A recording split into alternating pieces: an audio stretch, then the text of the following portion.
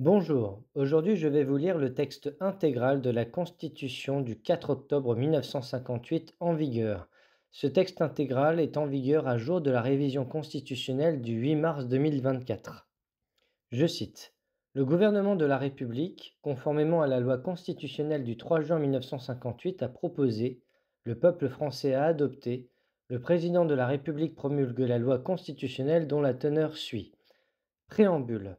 Le peuple français proclame solennellement son attachement aux droits de l'homme et aux principes de la souveraineté nationale tels qu'ils ont été définis par la Déclaration de 1789, confirmés et complétés par le préambule de la Constitution de 1946, ainsi qu'aux droits et devoirs définis dans la Charte de l'environnement de 2004. En vertu de ces principes et de celui de la libre détermination des peuples, la République offre aux territoires d'outre-mer qui manifestent la volonté d'y adhérer des institutions nouvelles fondées sur l'idéal commun de liberté, d'égalité et de fraternité et conçues en vue de leur évolution démocratique. Article 1er. La France est une république indivisible, laïque, démocratique et sociale. Elle assure l'égalité devant la loi de tous les citoyens sans distinction d'origine, de race ou de religion. Elle respecte toutes les croyances. Son organisation est décentralisée. La loi favorise l'égal accès des femmes et des hommes aux mandats électoraux et fonctions électives, ainsi qu'aux responsabilités professionnelles et sociales. Titre 1er. De la souveraineté. Article 2. La langue de la République est le français. L'emblème national est le drapeau tricolore, bleu, blanc, rouge. L'hymne national est la Marseillaise. La devise de la République est liberté, égalité, fraternité. Son principe est gouvernement du peuple, par le peuple et pour le peuple. Article 3. La souveraineté nationale appartient au peuple qui l'exerce par ses représentants et par la voie du référendum. Aucune section du peuple ni aucun individu ne peut s'en attribuer l'exercice. Le suffrage peut être direct ou indirect dans les conditions prévues par la Constitution. Il est toujours universel, égal et secret. Sont électeurs, dans les conditions déterminées par la loi, tous les nationaux français majeurs des deux sexes, jouissant de leurs droits civils et politiques. Article 4. Les partis et groupements politiques concourent à l'expression du suffrage. Ils se forment et exercent leur activité librement. Ils doivent respecter les principes de la souveraineté nationale et de la démocratie. Ils contribuent à la mise en œuvre du principe énoncé au second alinéa de l'article 1er dans les conditions déterminées par la loi. La loi garantit les expressions pluralistes des opinions et la participation équitable des partis et groupements politiques à la vie démocratique de la nation. Titre 2. Le président de la République.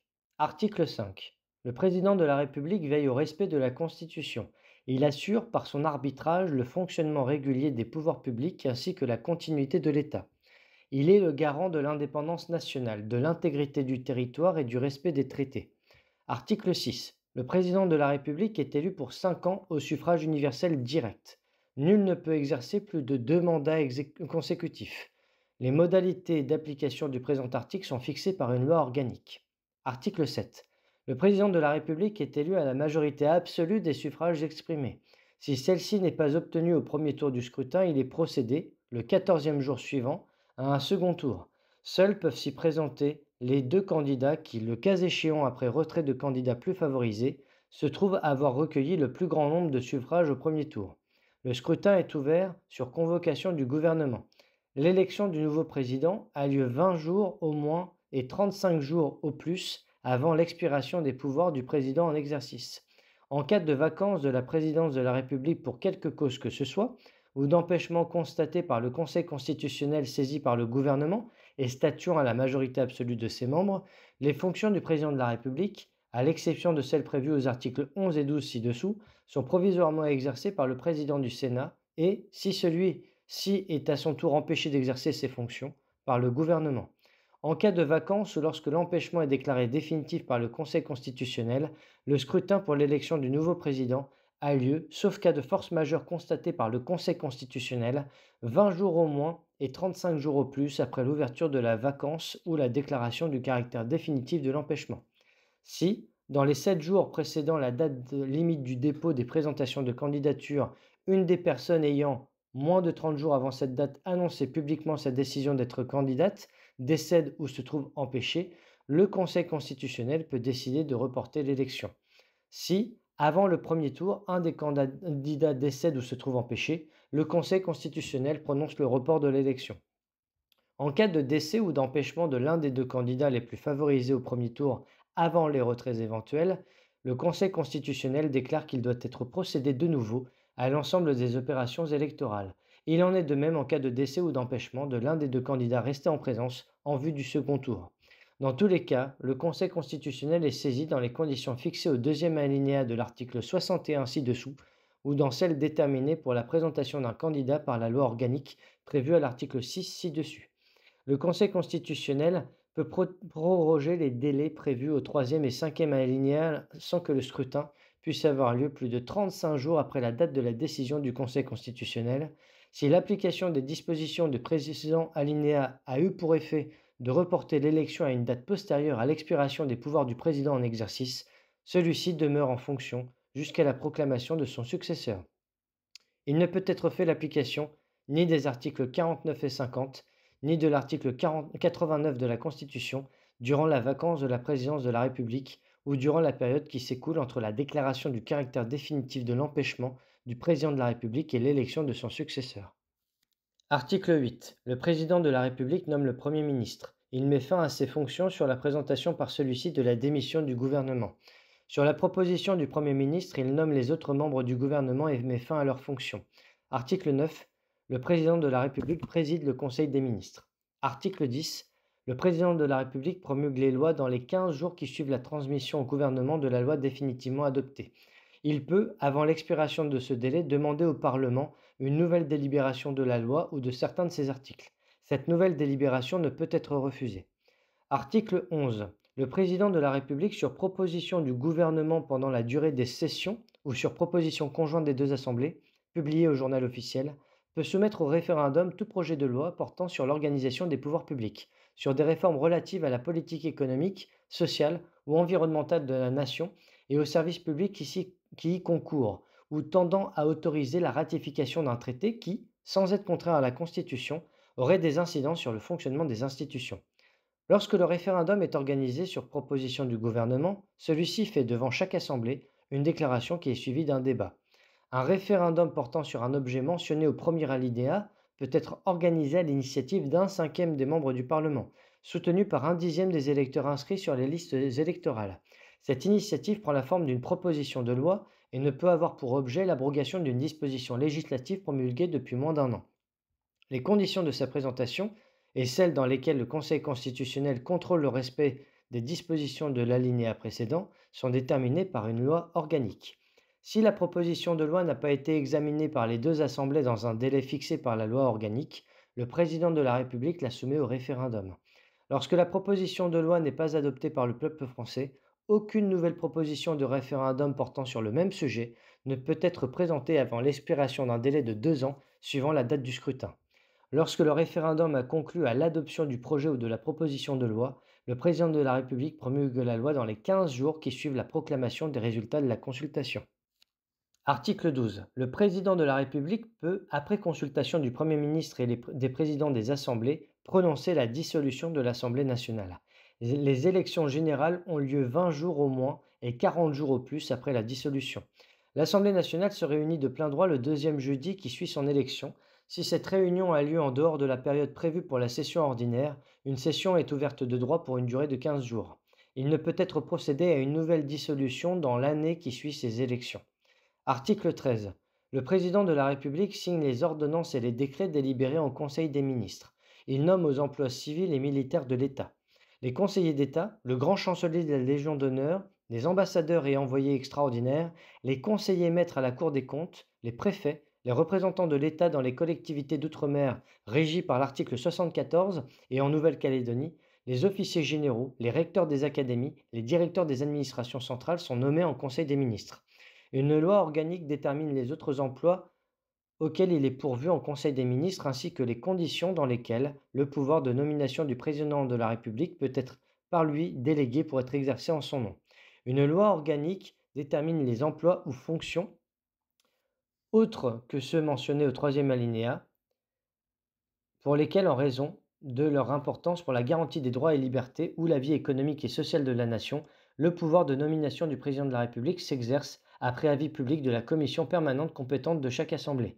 Le président de la République ne peut procéder à une nomination lorsque l'addition des votes négatifs dans chaque commission représente au moins 3/5 des suffrages exprimés au sein des deux commissions. La loi détermine les commissions permanentes compétentes selon les emplois ou fonctions concernés. Article 14. Le président de la République accrédite les ambassadeurs et les envoyés extraordinaires auprès des puissances étrangères. Les ambassadeurs et les envoyés extraordinaires étrangers sont accrédités auprès de lui. Article 15.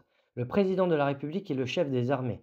Il préside les conseils et les comités supérieurs de la défense nationale. Article 16. Lorsque les institutions de la République, l'indépendance de la nation, l'intégrité de son territoire ou l'exécution de ses engagements internationaux sont menacées d'une manière grave et immédiate, et que le fonctionnement régulier des pouvoirs publics constitutionnels est interrompu, le président de la République prend les mesures exigées par ces circonstances après consultation officielle du Premier ministre, des présidents des assemblées ainsi que du Conseil constitutionnel. Il en informe la nation par un message. Ces mesures doivent être inspirées par la volonté d'assurer au pouvoir public constitutionnel, dans les moindres délais, les moyens d'accomplir leur mission. Le Conseil constitutionnel est consulté à leur sujet. Le Parlement se réunit de plein droit. L'Assemblée nationale ne peut être dissoute pendant l'exercice des pouvoirs exceptionnels. Après 30 jours d'exercice des pouvoirs exceptionnels, le Conseil constitutionnel peut être saisi par le président de l'Assemblée nationale, le président du Sénat, 60 députés ou 60 sénateurs, aux fins d'examiner si les conditions énoncées au premier alinéa demeurent réunies. Il se prononce dans les délais les plus brefs par un avis public. Il procède de plein droit à cet examen et se prononce dans les mêmes conditions, au terme de 60 jours d'exercice des pouvoirs exceptionnels et à tout moment au-delà de cette durée. Article 17. Le président de la République a le droit de faire grâce à titre individuel. Article 18. Le président de la République communique avec les deux assemblées du Parlement par les messages qu'il fait lire et qui ne donnent lieu à aucun débat. Il peut prendre la parole devant le Parlement réuni à cet effet en congrès. Sa déclaration peut donner lieu, hors sa présence, à un débat qui ne fait l'objet d'aucun vote. Hors session, les assemblées parlementaires sont réunies spécialement à cet effet. Article 19. Les actes du président de la République, autres que ceux prévus aux articles 8, premier alinéa, 11, 12, 16, 18, 54, 56 et 61, sont contresignés par le Premier ministre et, le cas échéant, par les ministres responsables. Titre 3. Le gouvernement. Article 20. Le gouvernement détermine et conduit la politique de la nation, il dispose de l'administration et de la force armée, il est responsable devant le Parlement dans les conditions et suivant les procédures prévues aux articles 49 et 50. Article 21. Le Premier ministre dirige l'action du gouvernement, il est responsable de la défense nationale, il assure l'exécution des lois, sous réserve des dispositions de l'article 13, il exerce le pouvoir réglementaire et nomme aux emplois civils et militaires. Il peut déléguer certains de ses pouvoirs au ministre. Il supplée, le cas échéant, le président de la République dans la présidence des conseils et comités prévus à l'article 15. Il peut, à titre exceptionnel, le suppléer pour la présidence d'un conseil des ministres en vertu d'une délégation expresse et pour un ordre du jour déterminé. Article 22. Les actes du Premier ministre sont contresignés, le cas échéant, par les ministres chargés de leur exécution. Article 23. Les fonctions de membres du gouvernement sont incompatibles avec l'exercice de tout mandat parlementaire, de toute fonction de représentation professionnelle à caractère national et de tout emploi public ou de toute autre activité professionnelle. Une loi organique fixe les conditions dans lesquelles il est pourvu au remplacement des titulaires de tels mandats, fonctions ou emplois. Le remplacement des membres du Parlement a lieu conformément aux dispositions de l'article 25. Titre 4. Le Parlement. Article 24. Le Parlement vote la loi. Il contrôle l'action du gouvernement. Il évalue les politiques publiques. Il comprend l'Assemblée nationale et le Sénat. Les députés à l'Assemblée nationale, dont le nombre ne peut excéder 577, sont élus au suffrage direct. Le Sénat, dont le nombre de membres ne peut excéder 348, est élu au suffrage indirect. Il assure la représentation des collectivités territoriales de la République. Les Français établis hors de France sont représentés à l'Assemblée nationale et au Sénat. Article 25. Une loi organique fixe la durée des pouvoirs de chaque assemblée, le nombre de ses membres, leur indemnité, les conditions d'éligibilité, le régime des inéligibilités et des incompatibilités. Elle fixe également les conditions dans lesquelles sont élues les personnes appelées à assurer, en cas de vacance du siège, le remplacement des députés ou des sénateurs jusqu'à renouvellement général ou partiel de l'Assemblée à laquelle ils appartenaient ou leur remplacement temporaire en cas d'acceptation par eux de fonctions gouvernementales. Une commission indépendante dont la loi fixe la composition et les règles d'organisation et de fonctionnement se prononce par un avis public sur les projets de textes et propositions de loi délimitant les circonscriptions pour l'élection des députés ou modifiant la répartition des sièges de députés ou de sénateurs. Article 26. Aucun membre du Parlement ne peut être poursuivi, recherché, arrêté, détenu ou jugé à l'occasion des opinions ou votes émis par lui dans l'exercice de ses fonctions. Aucun membre du Parlement ne peut faire l'objet, en matière criminelle ou correctionnelle, d'une arrestation ou de toute autre mesure privative ou restrictive de liberté qu'avec l'autorisation du bureau de l'Assemblée dont il fait partie. Cette autorisation n'est pas requise en cas de crime ou délit flagrant ou de condamnation définitive. La détention, les mesures privatives ou restrictives de liberté ou la poursuite d'un membre du Parlement sont suspendues pour la durée de la session si l'Assemblée dont il fait partie le requiert. L'Assemblée intéressée est réunie de plein droit pour des séances supplémentaires pour permettre, le cas échéant, l'application de l'alinéa ci-dessus. Article 27. Tout mandat impératif est nul. Le droit de vote des membres du Parlement est personnel. La loi organique peut autoriser exceptionnellement la délégation de vote. Dans ce cas, nul ne peut recevoir de délégation de plus d'un mandat. Article 28. Le Parlement se réunit de plein droit en une session ordinaire qui commence le premier jour ouvrable d'octobre et prend fin le dernier jour ouvrable de juin. Le nombre de jours de séance que chaque assemblée peut tenir au cours de la session ordinaire ne peut excéder 120. Les semaines de séance sont fixées par chaque assemblée. Le Premier ministre, après consultation du président de l'assemblée concernée ou la majorité des membres de chaque assemblée, peut décider la tenue de jours supplémentaires de séance. Les jours et les horaires de séance sont déterminés par le règlement de chaque assemblée. Article 29.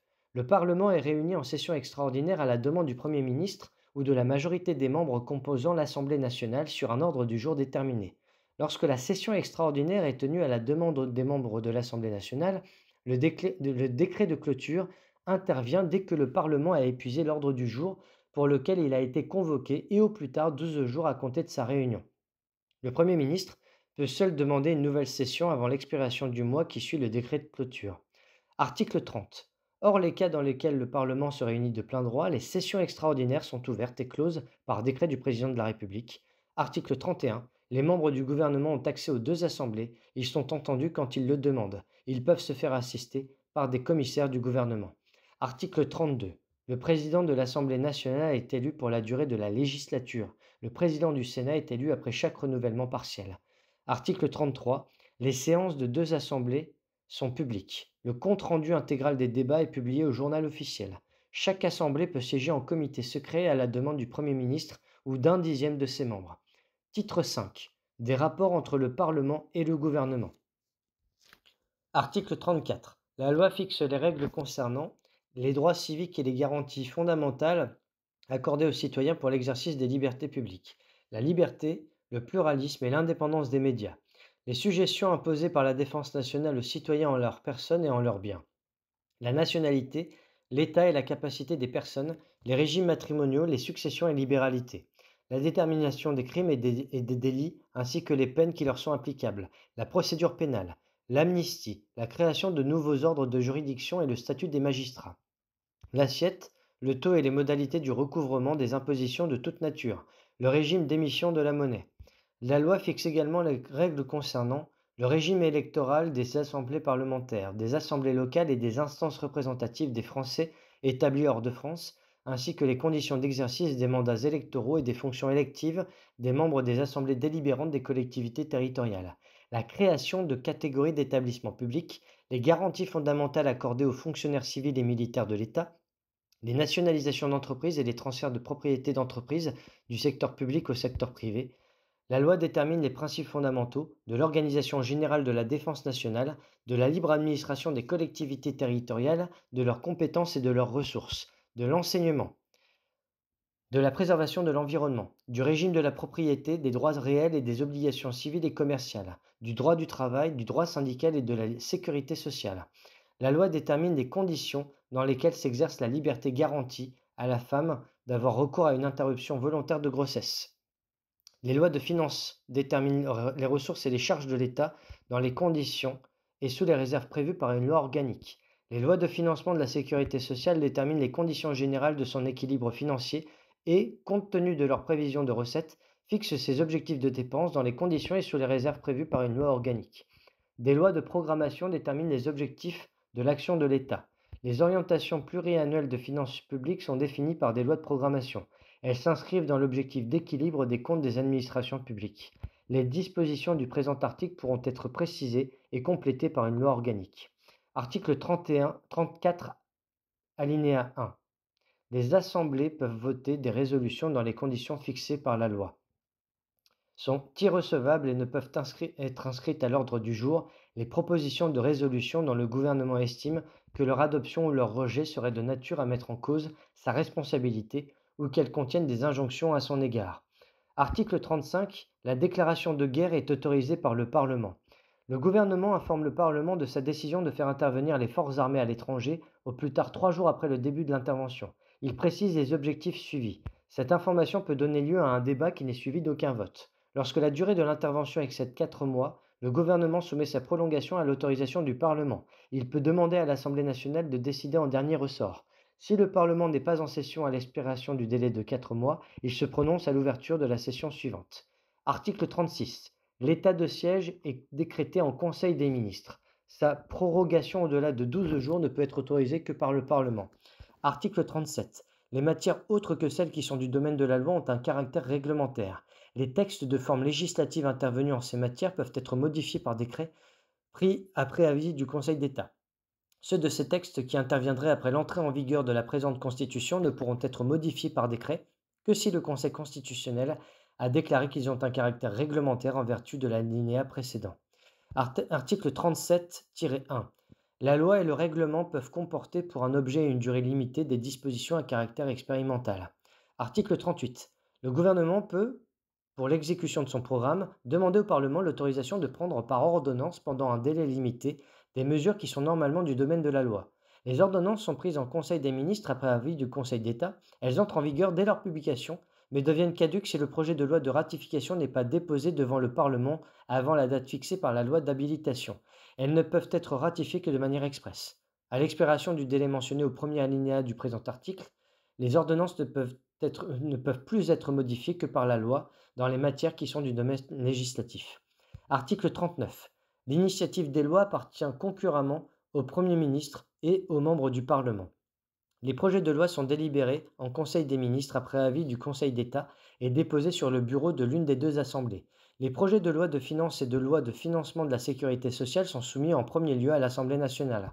Sans préjudice du premier alinéa de l'article 44, les projets de loi ayant pour principal objet l'organisation des collectivités territoriales sont soumis en premier lieu au Sénat. La présentation des projets de loi devant l'Assemblée nationale ou le Sénat répond aux conditions fixées par une loi organique.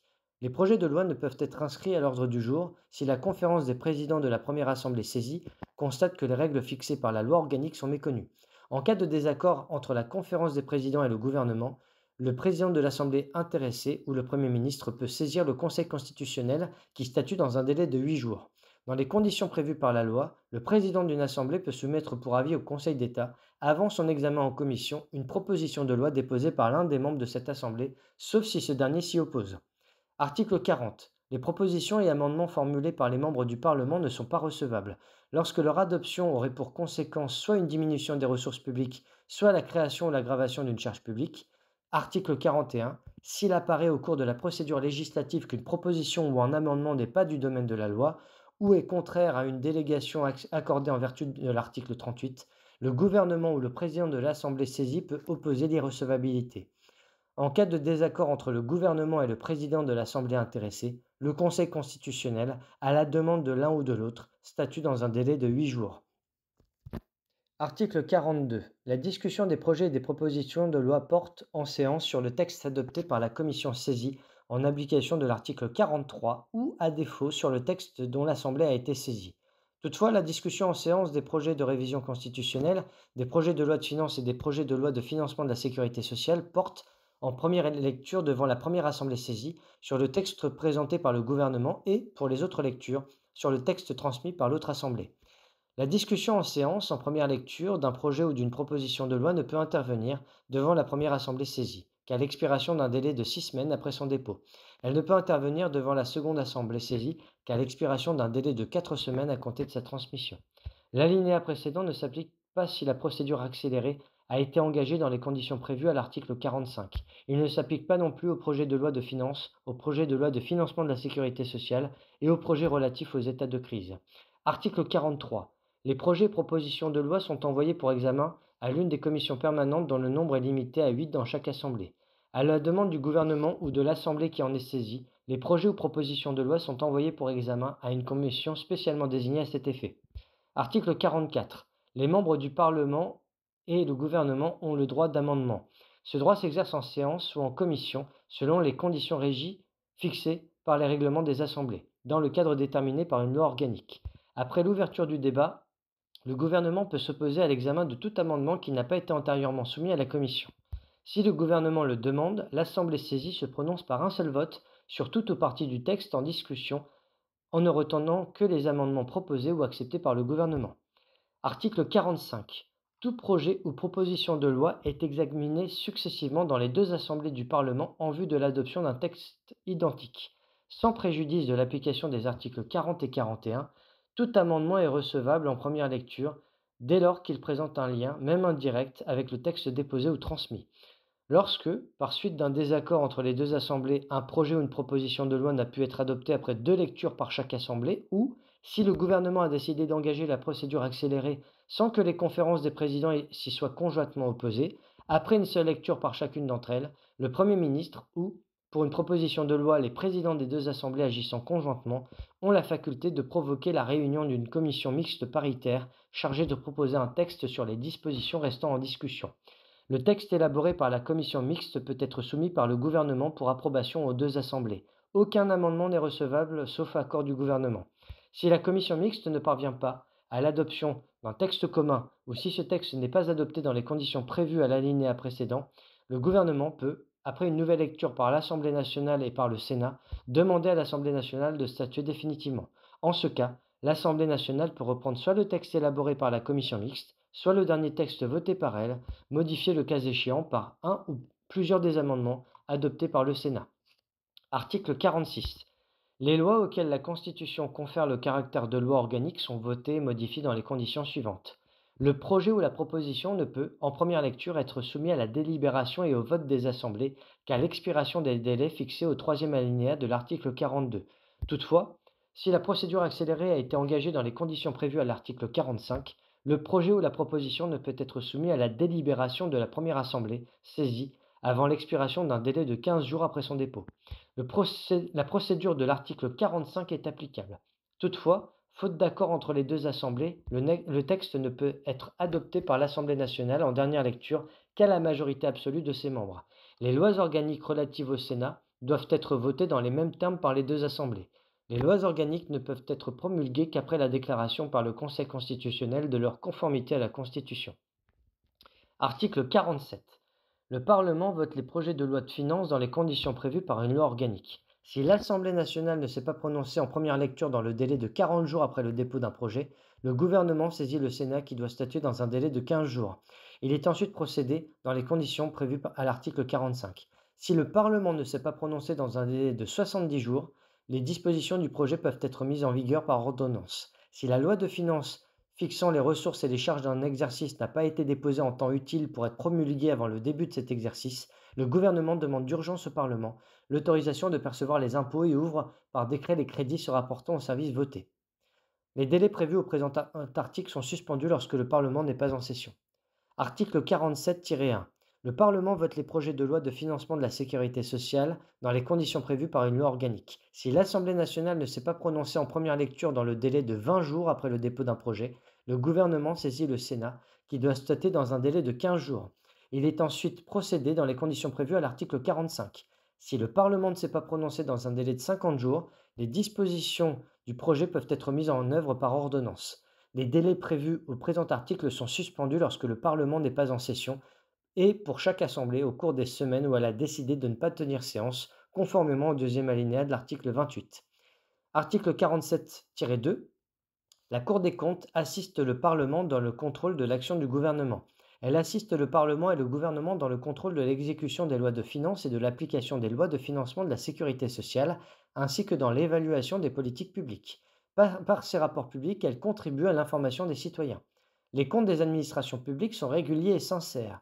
Ils donnent une image fidèle du résultat de leur gestion, de leur patrimoine et de leur situation financière.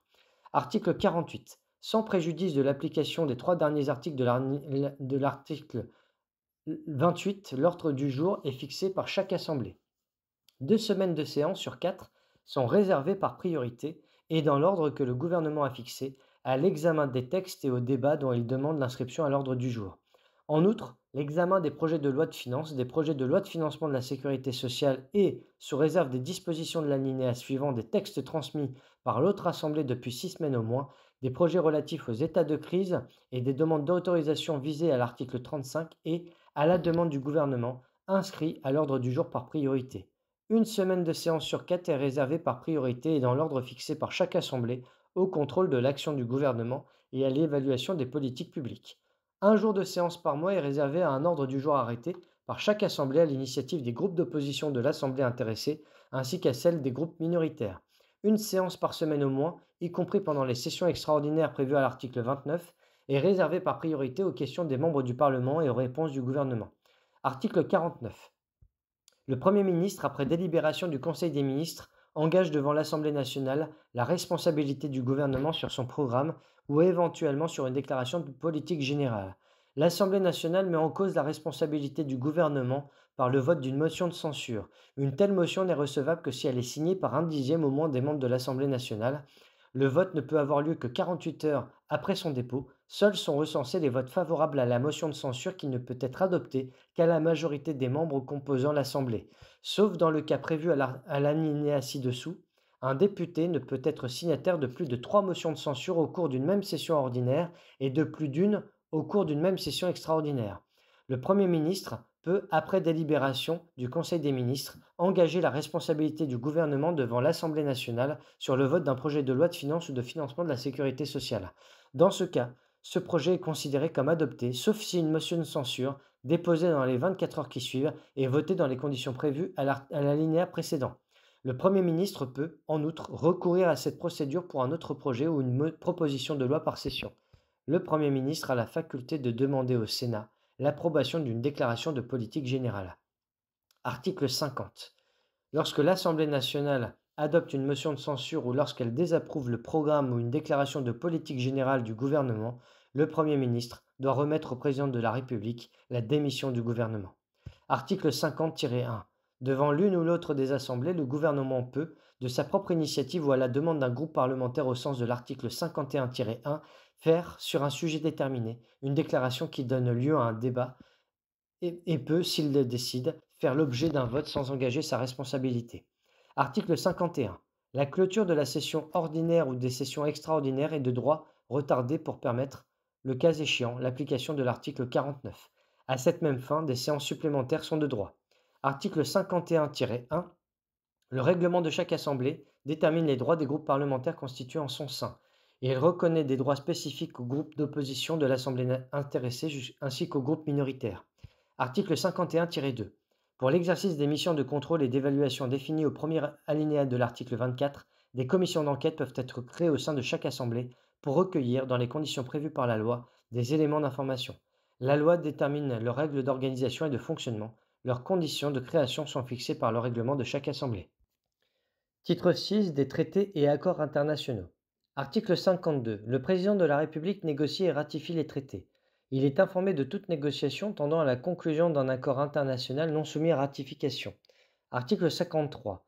Les traités de paix, les traités de commerce, les traités ou accords relatifs à l'organisation internationale, ceux qui engagent les finances de l'État, ceux qui modifient les dispositions de nature législative, ceux qui sont relatifs à l'état des personnes, ceux qui comportent cession, échange ou adjonction de territoire, ne peuvent être ratifiés ou approuvés qu'en vertu d'une loi. Ils en prennent l'effet qu'après avoir été ratifiés ou approuvés. Nulle cession, nul échange, nulle adjonction de territoire n'est valable sans le consentement des populations intéressées. Article 53-1. La République peut conclure avec les États européens qui sont liés par des engagements identiques aux siens en matière d'asile et de protection des droits de l'homme et des libertés fondamentales, des accords déterminant leurs compétences respectives pour l'examen des demandes d'asile qui leur sont présentées.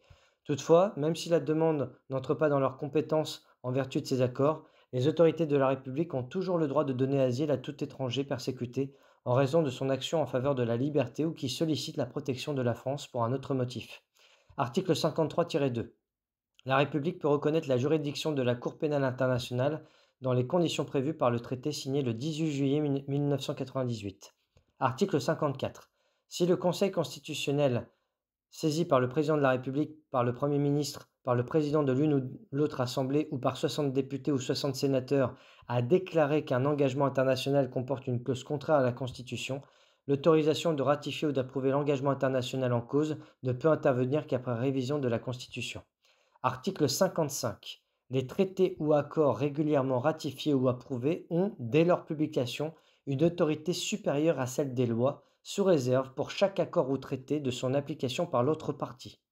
Titre 7. Le Conseil constitutionnel. Article 56. Le Conseil constitutionnel comprend 9 membres, dont le mandat dure 9 ans et n'est pas renouvelable. Le Conseil constitutionnel se renouvelle par tiers tous les 3 ans. 3 des membres sont nommés par le président de la République, 3 par le président de l'Assemblée nationale, 3 par le président du Sénat. La procédure prévue au dernier alinéa de l'article 13 est applicable à ces nominations. Les nominations effectuées par le président de chaque assemblée sont soumises au seul avis de la commission permanente compétente de l'assemblée concernée. En sus des 9 membres prévus ci-dessus, font de droit partie à vie du Conseil constitutionnel les anciens présidents de la République. Le président est nommé par le président de la République. Il a voix prépondérante en cas de partage. Article 57. Les fonctions de membres du Conseil constitutionnel sont incompatibles avec celles de ministre ou de membre du Parlement. Les autres incompatibilités sont fixées par une loi organique. Article 58. Le Conseil constitutionnel veille à la régularité de l'élection du président de la République. Il examine les réclamations et programme les résultats du scrutin. Article 59. Le Conseil constitutionnel statue en cas de contestation sur la régularité de l'élection des députés et des sénateurs. Article 60. Le Conseil constitutionnel veille à la régularité des opérations de référendum prévues aux articles 11 et 89 et au titre 15. Il en proclame les résultats. Article 61. Les lois organiques avant leur promulgation, les propositions de loi mentionnées à l'article 11 avant qu'elles ne soient soumises au référendum et les règlements des assemblées parlementaires avant leur mise en application doivent être soumis au Conseil constitutionnel qui se prononce sur leur conformité à la Constitution. Aux mêmes fins, les lois peuvent être déférées au Conseil constitutionnel avant leur promulgation par le président de la République, le Premier ministre, le président de l'Assemblée nationale, le président du Sénat ou 60 députés ou 60 sénateurs. Dans les cas prévus aux 2 alinéas précédents, le Conseil constitutionnel doit statuer dans un délai d'1 mois. Toutefois, à la demande du gouvernement, s'il y a urgence, ce délai est ramené à 8 jours. Dans ces mêmes cas, la saisine du Conseil constitutionnel suspend le délai de promulgation. Article 61-1. Lorsqu'à l'occasion d'une instance en cours devant une juridiction, il est soutenu qu'une disposition législative porte atteinte aux droits et libertés que la Constitution garantit, le Conseil constitutionnel peut être saisi de cette question sur renvoi du Conseil d'État ou de la Cour de cassation qui se prononce dans un délai déterminé. Une loi organique détermine les conditions d'application du présent article. Article 62. Une disposition déclarée inconstitutionnelle sur le fondement de l'article 61 ne peut être promulguée ni mise en application. Une disposition déclarée inconstitutionnelle sur le fondement de l'article 61-1 est abrogée à compter de la publication de la décision du Conseil constitutionnel ou d'une date ultérieure fixée par cette décision. Le Conseil constitutionnel détermine les conditions et limites dans lesquelles les effets que la disposition a produits sont susceptibles d'être mis en cause. Les décisions du Conseil constitutionnel ne sont susceptibles d'aucun recours, elles s'imposent au pouvoir public et à toutes les autorités administratives et juridictionnelles. Article 63. Une loi organique détermine les règles d'organisation et de fonctionnement du Conseil constitutionnel, la procédure qui est suivie devant lui et notamment les délais ouverts pour le saisir de contestation. Titre 8. De l'autorité judiciaire. Article 64. Le président de la République est garant de l'indépendance de l'autorité judiciaire. Il est assisté par le Conseil supérieur de la magistrature. Une loi organique porte statut des magistrats. Les magistrats du siège sont inamovibles. Article 65. Le Conseil supérieur de la magistrature comprend une formation compétente à l'égard des magistrats du siège et une formation compétente à l'égard des magistrats du parquet. La formation compétente à l'égard des magistrats du siège est présidée par le premier président de la Cour de cassation. Elle comprend en outre 5 magistrats du siège et un magistrat du parquet, un conseiller d'État désigné par le Conseil d'État, un avocat ainsi que 6 personnalités qualifiées qui n'appartiennent ni au Parlement, ni à l'ordre judiciaire, ni à l'ordre administratif. Le président de la République, le président de l'Assemblée nationale et le président du Sénat désignent chacun deux personnalités qualifiées. La procédure prévue au dernier alinéa de l'article 13 est applicable aux nominations des personnalités qualifiées. Les nominations effectuées par le président de chaque assemblée du Parlement sont soumises au seul avis de la commission permanente compétente de l'assemblée intéressée. La formation compétente à l'égard des magistrats du parquet est présidée par le procureur général près la Cour de cassation. Elle comprend en outre 5 magistrats du parquet et un magistrat du siège, ainsi que le conseiller d'État, l'avocat et les 6 personnalités qualifiées mentionnées au deuxième alinéa. La formation du Conseil supérieur de la magistrature compétente à l'égard des magistrats du siège fait des propositions pour les nominations des magistrats du siège à la Cour de cassation, pour celle de premier président de cour d'appel et pour celle de président de tribunal de grande instance. Les autres magistrats du siège sont nommés sur son avis conforme. La formation du Conseil supérieur de la magistrature compétente à l'égard des magistrats du parquet donne son avis sur les nominations qui concernent les magistrats du parquet. La formation du Conseil supérieur de la magistrature compétente à l'égard des magistrats du siège statue comme conseil de discipline des magistrats du siège. Elle comprend alors, outre les membres visés du deuxième alinéa, le magistrat du siège appartenant à la formation compétente à l'égard des magistrats du parquet. La formation du Conseil supérieur de la magistrature compétente à l'égard des magistrats du parquet donne son avis sur les sanctions disciplinaires qui les concernent.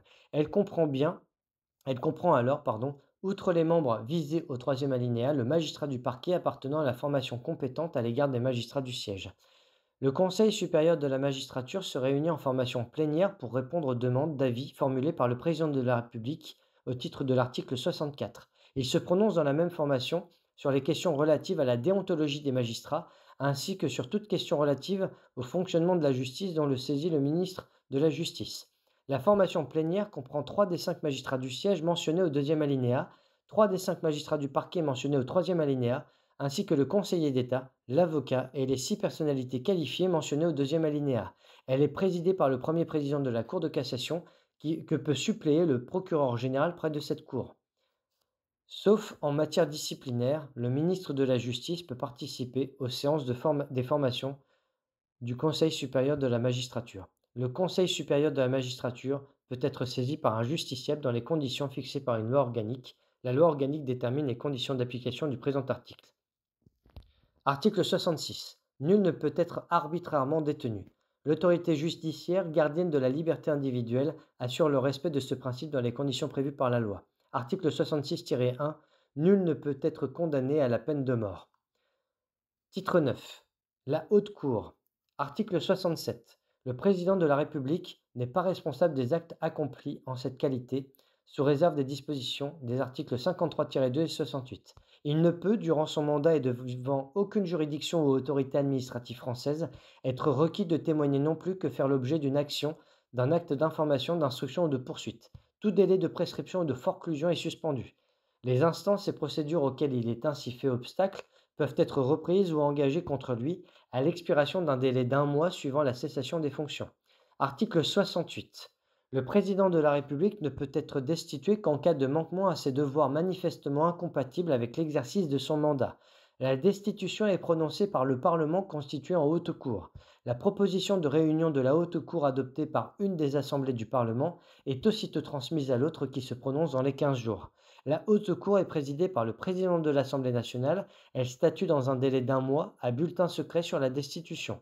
Cette décision est d'effet immédiat. Les décisions prises en application du présent article le sont à la majorité des 2/3 des membres composant l'Assemblée concernée ou la Haute Cour. Toute délégation de vote est interdite. Seuls sont recensés les votes favorables à la proposition de réunion de la Haute Cour ou à la destitution.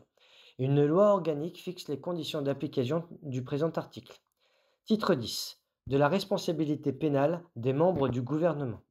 Article 68-1. Les membres du gouvernement sont pénalement responsables des actes accomplis dans l'exercice de leurs fonctions et qualifiés crimes ou délits au moment où ils ont été commis. Ils sont jugés par la Cour de justice de la République. La Cour de justice de la République est liée par la définition des crimes et délits ainsi que par la détermination des peines telles qu'elles résultent de la loi. Article 68-2. La Cour de justice de la République comprend 15 juges, 12 parlementaires élus, en leur sein et en nombre égal, par l'Assemblée nationale et par le Sénat, après chaque renouvellement général ou partiel de ces assemblées, et 3 magistrats du siège à la Cour de cassation, dont l'un préside la Cour de justice de la République. Toute personne qui se prétend lésée par un crime ou un délit commis par un membre du gouvernement dans l'exercice de ses fonctions peut porter plainte auprès d'une commission des requêtes. Cette commission ordonne soit le classement de la procédure, soit sa transmission au procureur général près la Cour de cassation aux fins de saisine de la Cour de justice de la République. Le procureur général près la Cour de cassation peut aussi saisir d'office la Cour de justice de la République sur avis conforme de la commission des requêtes. Une loi organique détermine les conditions d'application du présent article. Article 68-3. Les dispositions du présent titre sont applicables aux faits commis avant son entrée en vigueur. Titre 11. Le Conseil économique, social et environnemental. Article 69. Le Conseil économique, social et environnemental, saisi par le gouvernement, donne son avis sur les projets de loi, d'ordonnance ou de décret ainsi que sur les propositions de loi qui lui sont soumis. Un membre du Conseil économique, social et environnemental peut être désigné par celui-ci pour exposer devant les assemblées parlementaires l'avis du Conseil sur les projets ou propositions qui lui ont été soumis. Le Conseil économique, social et environnemental peut être saisi par voie de pétition dans les conditions fixées par une loi organique. Après examen de la pétition, il fait connaître au gouvernement et au Parlement les suites qu'il propose d'y donner. Article 70. Le Conseil économique, social et environnemental peut être consulté par le gouvernement et le Parlement sur tout problème de caractère économique, social ou environnemental. Le gouvernement peut également le consulter sur les projets de loi de programmation définissant les orientations pluriannuel des finances publiques. Tout plan ou tout projet de loi de programmation à caractère économique, social ou environnemental lui est soumis pour avis. Article 71. La composition du comité économique, social et environnemental, dont le nombre de membres ne peut excéder 233, et ses règles de fonctionnement sont fixées par une loi organique. Titre 11 bis. Le défenseur des droits. Article 71-1. Le défenseur des droits veille au respect des droits et libertés par les administrations de l'État, les collectivités territoriales, les établissements publics ainsi que par tout autre organisme investi d'une mission de service public ou à l'égard duquel la loi organique lui attribue des compétences. Il peut être saisi, dans les conditions prévues par la loi organique, par toute personne s'estimant lésée par le fonctionnement d'un service public ou d'un organisme visé au premier alinéa. Il peut se saisir d'office. La loi organique définit les attributions et les modalités d'intervention du défenseur des droits. Elle détermine les conditions dans lesquelles il peut être assisté par un collège pour l'exercice de certaines de ses attributions. Le défenseur des droits est nommé par le président de la République pour un mandat de 6 ans non renouvelable, après application de la procédure prévue au dernier alinéa de l'article 13. Ces fonctions sont incompatibles avec celles de membres du gouvernement et de membres du Parlement. Les autres incompatibilités sont fixées par la loi organique. Le défenseur des droits rend compte de son activité au président de la République et au Parlement. Titre 13. Des collectivités territoriales. Article 72. Les collectivités territoriales de la République sont les communes, les départements, les régions, les collectivités à statut particulier et les collectivités d'outre-mer régies par l'article 74. Toute autre collectivité territoriale est créée par la loi, le cas échéant en lieu et place d'une ou de plusieurs collectivités mentionnées au présent alinéa. Les collectivités territoriales ont vocation à prendre les décisions pour l'ensemble des compétences qui peuvent le mieux être mises en œuvre à leur échelon. Dans les conditions prévues par la loi, ces collectivités s'administrent librement par des conseils élus et disposent d'un pouvoir réglementaire pour l'exercice de leurs compétences. Dans les conditions prévues par la loi organique, et sauf lorsque sont en cause des conditions essentielles d'exercice d'une liberté publique ou d'un droit constitutionnellement garanti, les collectivités territoriales ou leurs groupements peuvent, lorsque, selon le cas, la loi ou le règlement l'a prévu, déroger à titre expérimental et pour un projet et une durée limitée aux dispositions législatives ou réglementaires qui régissent l'exercice de leurs compétences. Aucune collectivité territoriale ne peut exercer une tutelle sur une autre. Cependant, lorsque l'exercice d'une compétence nécessite le concours de plusieurs collectivités territoriales, la loi peut autoriser l'une d'entre elles ou un de leurs groupements à organiser les modalités de leur action commune. Dans les collectivités territoriales de la République, le représentant de l'État, représentant de chacun des membres du gouvernement, a la charge des intérêts nationaux, du contrôle administratif et du respect des lois. Article 72-1. La loi fixe les conditions dans lesquelles les électeurs de chaque collectivité territoriale peuvent, par l'exercice du droit de pétition, demander l'inscription à l'ordre du jour de l'assemblée délibérante de cette collectivité d'une question relevant de sa compétence. Dans les conditions prévues par la loi organique, les projets de délibération ou d'actes relevant de la compétence d'une collectivité territoriale peuvent, à son initiative, être soumis par la voie du référendum à la décision des électeurs de cette collectivité. Lorsqu'il est envisagé de créer une collectivité territoriale dotée d'un statut particulier ou de modifier son organisation, il peut être décidé par la loi de consulter les électeurs inscrits dans les collectivités intéressées. La modification des limites des collectivités territoriales peut également donner lieu à la consultation des électeurs dans les conditions prévues par la loi. Article 72-2. Les collectivités territoriales bénéficient de ressources dont elles peuvent disposer librement dans les conditions fixées par la loi. Elles peuvent recevoir toute ou partie du produit des impositions de toute nature. La loi peut les autoriser à en fixer l'assiette et le taux dans les limites qu'elle détermine. Les recettes fiscales et les autres ressources propres des collectivités territoriales représentent, pour chaque catégorie de collectivité, une part déterminante de l'ensemble de leurs ressources. La loi organique fixe les conditions dans lesquelles cette règle est mise en œuvre. Tout transfert de compétences entre l'État et les collectivités territoriales s'accompagne de l'attribution de ressources équivalentes à celles qui étaient consacrées à leur exercice. Toute création ou extension de compétences ayant pour conséquence d'augmenter les dépenses des collectivités territoriales est accompagnée des ressources déterminées par la loi. La loi prévoit des dispositifs de péréquation destinés à favoriser l'égalité entre les collectivités territoriales. Article 72-3. La République reconnaît, au sein du peuple français, les populations d'outre-mer dans un idéal commun de liberté, d'égalité et de fraternité. La Guadeloupe, la Guyane, la Martinique, la Réunion, Mayotte, Saint-Barthélemy, Saint-Martin, Saint-Pierre-et-Miquelon, les îles Wallis et Futuna et la Polynésie française sont régies par l'article 73 pour les départements et les régions d'outre-mer et pour les collectivités territoriales créées en application du dernier alinéa de l'article 73 et par l'article 74 pour les autres collectivités. Le statut de la Nouvelle-Calédonie est régi par le titre 13. La loi détermine le régime législatif et l'organisation particulière des terres australes et antarctiques françaises et de Clipperton. Article 72-4. Aucun changement pour toute ou partie de l'une des collectivités mentionnées au deuxième alinéa de l'article 72-3 de l'un vers l'autre des régimes prévus par les articles 73 et 74 ne peut intervenir sans que le consentement des électeurs de la collectivité ou de la partie de la collectivité intéressée ait été préalablement recueilli dans les conditions prévues à l'alinéa suivant. Ce changement de régime est décidé par une loi organique. Le président de la République, sur proposition du gouvernement pendant la durée des sessions ou sur proposition conjointe des deux assemblées, publiée au journal officiel, peut décider de consulter les électeurs d'une collectivité territoriale située outre-mer sur une question relative à son organisation, à ses compétences ou à son régime législatif. Lorsque la consultation porte sur un changement prévu à l'alinéa précédent et est organisée sur proposition du gouvernement, celui-ci fait, devant chaque assemblée, une déclaration qui est suivie d'un débat. Article 73. Dans les départements et les régions d'outre-mer, les lois et règlements sont applicables de plein droit. Ils peuvent faire l'objet d'adaptations tenant aux caractéristiques et contraintes particulières de ces collectivités. Ces adaptations peuvent être décidées par ces collectivités dans les matières où s'exercent leurs compétences et si elles y sont été habilitées, selon le cas par la loi ou par le règlement. Par dérogation au premier alinéa et pour tenir compte de leurs spécificités, les collectivités régies par le président article peuvent être habilitées, selon le cas, par la loi ou par le règlement, à fixer elles-mêmes les règles applicables sur leur territoire, dans un nombre limité de matières pouvant relever du domaine de la loi ou du règlement.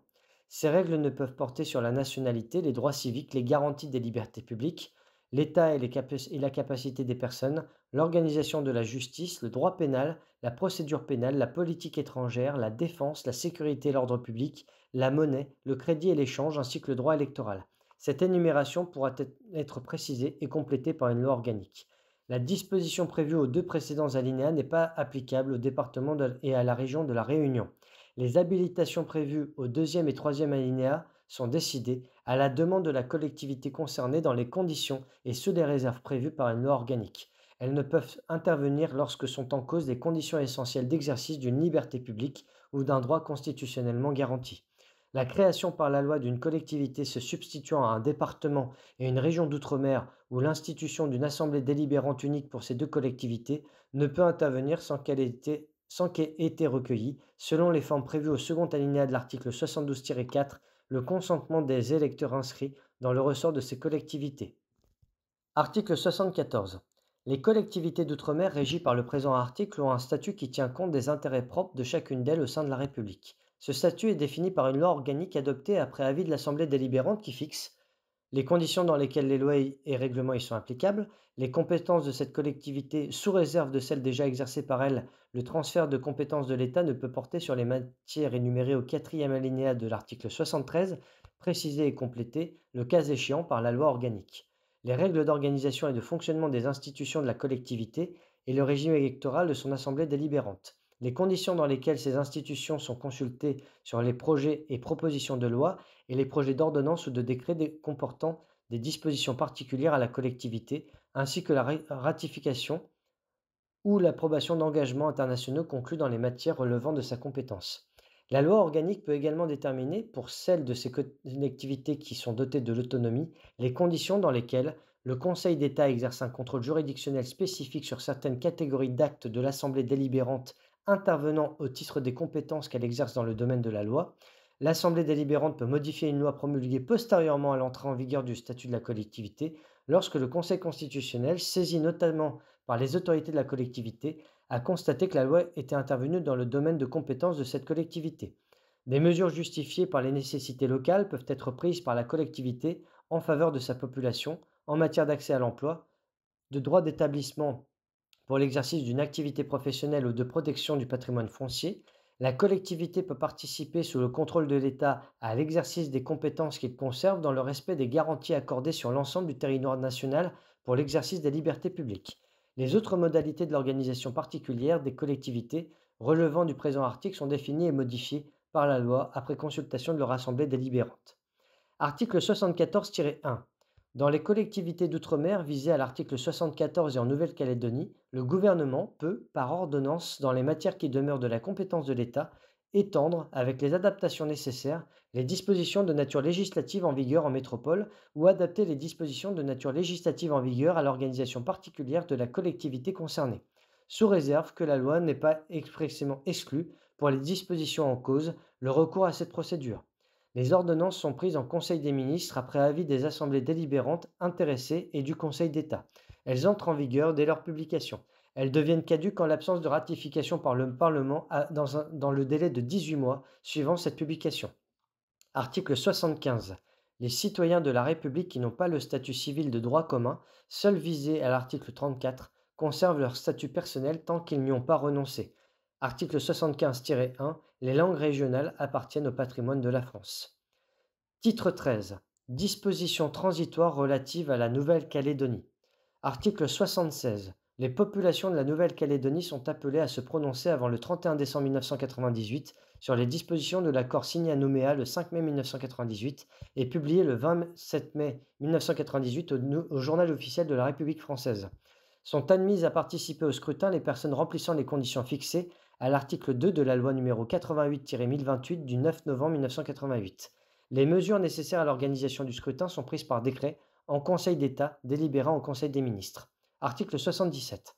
Après approbation de l'accord lors de la consultation prévue à l'article 76, la loi organique, prise après avis de l'Assemblée délibérante de la Nouvelle-Calédonie, détermine, pour assurer l'évolution de la Nouvelle-Calédonie dans le respect des orientations définies par cet accord et selon les modalités nécessaires à sa mise en œuvre, les compétences de l'État qui seront transférées de façon définitive aux institutions de la Nouvelle-Calédonie, l'échelonnement et les modalités de ces transferts, ainsi que la répartition des charges résultant de ceux-ci.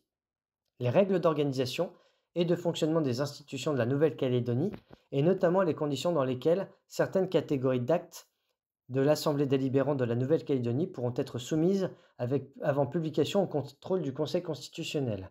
Les règles relatives à la citoyenneté, au régime électoral, à l'emploi et au statut civil coutumier.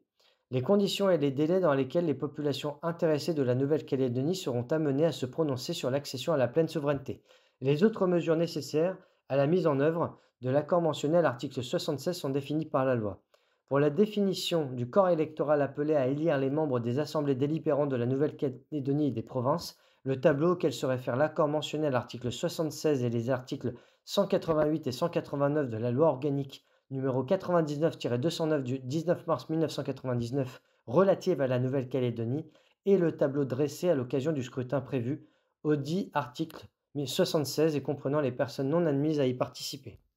Titre 14. De la francophonie et des accords d'association. Article 87. La République participe au développement de la solidarité et de la coopération entre les États et les peuples ayant le français en partage.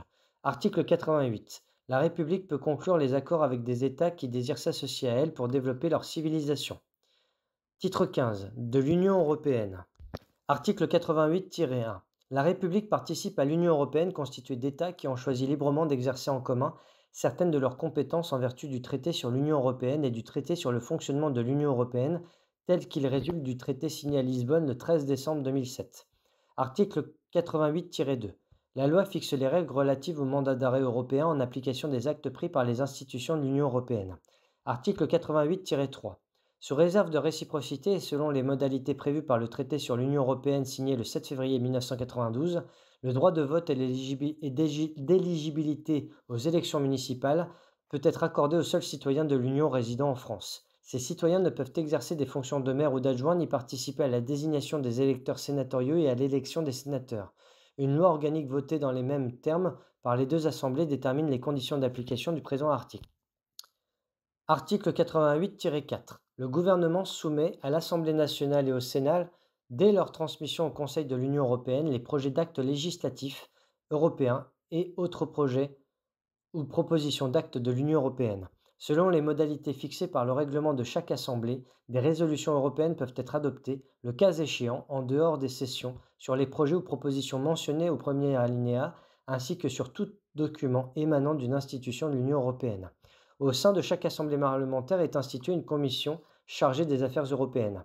Article 88-5. Tout projet de loi autorisant la ratification d'un traité relatif à l'adhésion d'un État à l'Union européenne est soumis au référendum par le président de la République.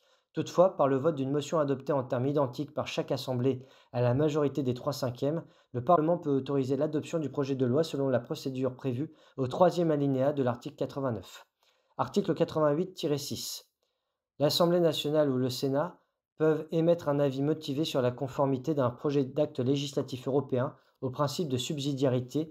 L'avis est adressé par le président de l'Assemblée concernée au président du Parlement européen, du Conseil et de la Commission européenne. Le gouvernement en est informé.